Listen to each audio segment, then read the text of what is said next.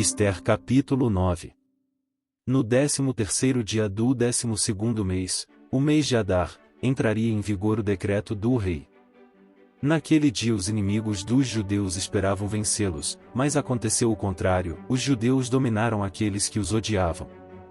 Reunindo-se em suas cidades, em todas as províncias do rei Xerxes, para atacar os que buscavam a sua destruição. Ninguém conseguia resistir-lhes, porquanto todos os povos estavam com medo deles. E todos os nobres das províncias, os sátrapas, os governadores e os administradores do rei apoiaram os judeus, porque o medo que tinham de Mardoqueu havia se apoderado deles. Mardoqueu era influente no palácio, sua fama espalhou-se pelas províncias, e ele se tornava cada vez mais poderoso. Os judeus feriram todos os seus inimigos à espada, matando-os e destruindo-os, e fizeram o que quiseram com os seus inimigos. Na cidadela de Suzã os judeus mataram e destruíram 500 homens. Também mataram Parsandata, Dalfon, Aspata, Porata, Adália, Aridata, Farmasta, Arizai, Aridai e Vaizata, os 10 filhos de Amã, filho de Amedata, o inimigo dos judeus. Mas não se apossaram dos seus bens. Naquele mesmo dia o total de mortos na cidadela de Suzã foi relatado ao rei, que disse à rainha Ester: Os judeus mataram e destruíram 500 homens e os 10 filhos de Amã na cidadela de Suzã. Que terão feito nas outras províncias do império? Agora, diga qual é o seu pedido, e você será atendida. Tem ainda algum desejo? Este lhe será concedido. Respondeu Ester: Se for do agrado do rei, que os judeus de Suzã tenham autorização para executar também amanhã o decreto de hoje, para que os corpos dos 10 filhos de Amã sejam pendurados na forca. Então o rei deu ordens para que assim se fizesse. O decreto foi publicado em Suzã, e os corpos dos 10 filhos de Amã foram pendurados na forca. Os judeus de Suzã ajuntaram-se no 14º dia do mês de Adar e mataram 300 homens em Suzã, mas não se apossaram de seus bens. Enquanto isso, ajuntou-se também o restante dos judeus que viviam nas províncias do império, para se protegerem e se livrarem dos seus inimigos.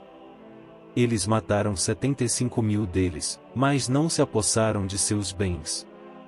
Isso aconteceu no 13º dia do mês de Adar, e no 14º dia descansaram e fizeram dessa data um dia de festa e de alegria. Os judeus de Suzã, porém, tinham se reunido no 13º e no 14º dias, e no 15º descansaram e dele fizeram um dia de festa e de alegria. Por isso os judeus que vivem em vilas e povoados comemoram o 14º dia do mês de Adar como um dia de festa e de alegria, um dia de troca de presentes. Mardoqueu registrou esses acontecimentos e enviou cartas a todos os judeus de todas as províncias do rei Xerxes, próximas e distantes, determinado que anualmente se comemorassem os dias 14º e 15º do mês de Adar, pois nesses dias os judeus livraram-se dos seus inimigos, e nesse mês a sua tristeza tornou-se em alegria, e o seu pranto, num dia de festa. Escreveu-lhes dizendo que comemorassem aquelas datas como dias de festa e de alegria, de troca de presentes e de ofertas aos pobres. E assim os judeus adotaram como costume aquela comemoração, conforme o que Mardoqueu lhes tinha ordenado por escrito. Pois Amã, filho do Agagita Amedata, inimigo de todos os judeus, tinha tramado contra eles para destruí-los e tinha lançado isto é, a sorte para a ruína e destruição deles. Mas quando isso chegou ao conhecimento do rei, ele deu ordens escritas para que o plano maligno de Amã contra os judeus se voltasse contra a sua própria cabeça, e para que ele e seus filhos fossem enforcados. Por isso aqueles dias foram chamados Purim, da palavra pur.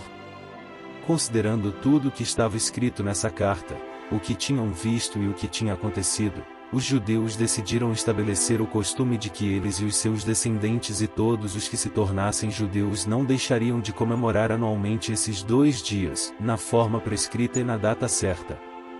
Esses dias seriam lembrados e comemorados em cada família de cada geração, em cada província e em cada cidade, e jamais deveriam deixar de ser comemorados pelos judeus. e os seus descendentes jamais deveriam esquecer-se de tais dias. Então a rainha Ester, filha de Abiaiú, e o judeu Mardoqueu, escreveram com toda a autoridade uma segunda carta para confirmar a primeira carta acerca do Purim.